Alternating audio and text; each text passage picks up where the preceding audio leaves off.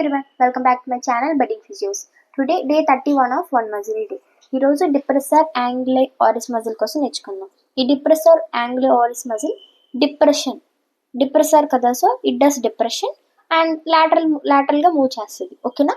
ఇప్పుడు ఆరిజిన్ ఎక్కడి నుంచి అంటే మ్యాండిబుల్ నుంచి, and insertion is at angle of mouth.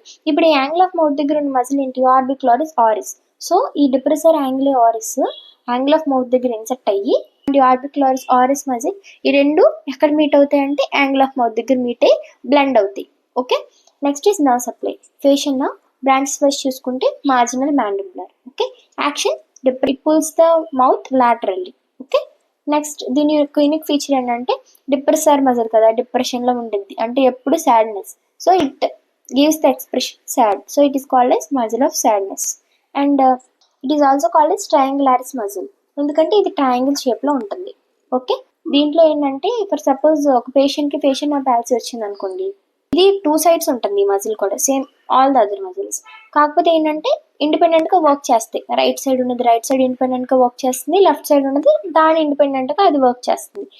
Facial nerve got damaged or injured, facial nerve palsy వస్తే కనుక ఆ ఇండివిజువల్ లో నార్మల్ సైడ్ వైపు ఏదైతే ఎఫెక్టెడ్ సైడ్ ఉన్న మౌత్ అనేది నార్మల్ సైడ్ పుల్ చేస్తుంది అనమాట.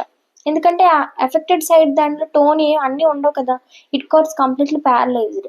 అందుకని నాన్ ఎఫెక్టెడ్ సైడ్ వైపు మౌత్ పుల్ చేయబడుతుంది అనమాట, only in facial nerve palsy patients.